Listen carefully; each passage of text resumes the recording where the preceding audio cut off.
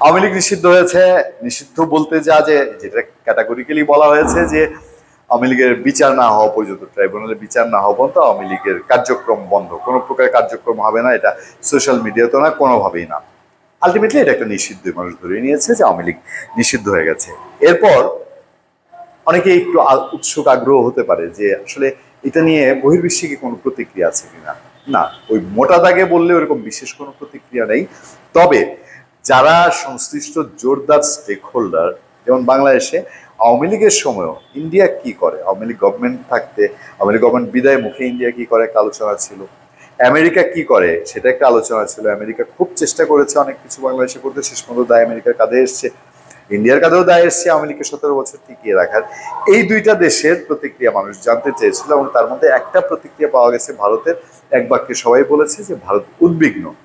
এটা নিয়ে বহু কথাবার্তা হয়েছে, আমরা আলোচনা করেছি, সেটা আর যেতে চাই না। এবার আমেরিকার বক্তব্য কি আমরা একটু জানতে চাই। আমেরিকার বক্তব্য যেই নিউজে এসছে কালবেলায়, সেখানে বলা হচ্ছে যে আমেরিকা একটা ব্রিফিং হয়েছে পররাষ্ট্র দপ্তরের, এবং সেখানে একজন সাংবাদিক প্রশ্ন করেছেন।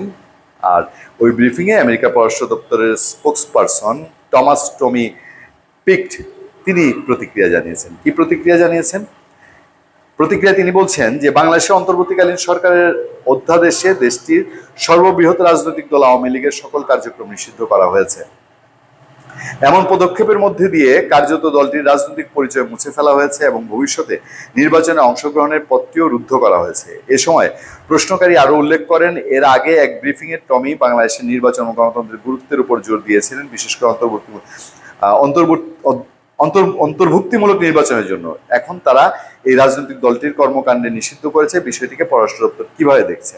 পররাষ্ট্র দপ্তর কি বলছে যে আমি এই বিষয়ে যা বলতে পারি তা হলো, আমরা জানি যে অন্তর্বর্তীকালীন সরকার আওয়ামী লীগকে সকল রাজনৈতিক কর্মকাণ্ড থেকে নিষিদ্ধ করেছে যতক্ষণ না দল এবং এর নেতাদের জন্য একটি বিশেষ ট্রাইব্যুনাল শেষ হয়।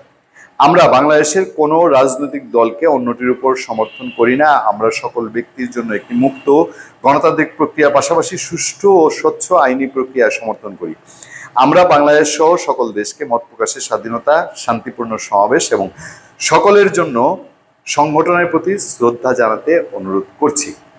এই হলো আওয়ামী লীগ বিষয়ে প্রতিক্রিয়া। তারপরে প্রশ্নকারী আরো একটি সাবজেক্টে নিয়েছিলেন, এই সন্ত্রাসবাদ, আইন উপদেষ্টা আসিফ নজরুলের একটা বিশেষ বৈঠক, এই বৈঠক নিয়ে নানান রকম বিষয়। এই বিষয়টা আমেরিকার পররাষ্ট্র দপ্তর তারা একরকম পাশ কাটিয়ে গেছে উত্তরে। সেটাই তারা হ্যাঁ না বা মন্তব্য করতেই চায়নি, এরকম একটা বিষয় আছে। আমিও সেই বিষয়ে এখন যেতে চাই না, এগুলো পত্রপত্রিকার রিপোর্টে আছে।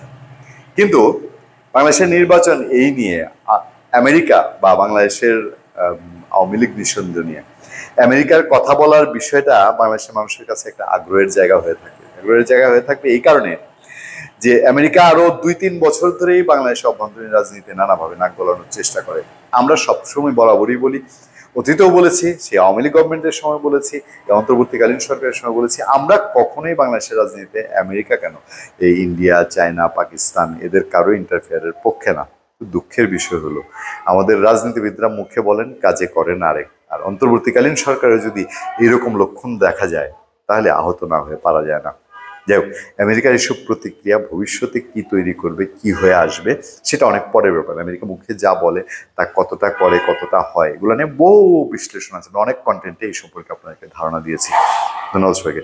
ভালো থাকবেন, সুস্থ থাকবেন। সত্য, করুণা এবং সহনশীলতার সাথে আপনাদের সাথে আমি আতিক রহমান পূর্ণিয়া।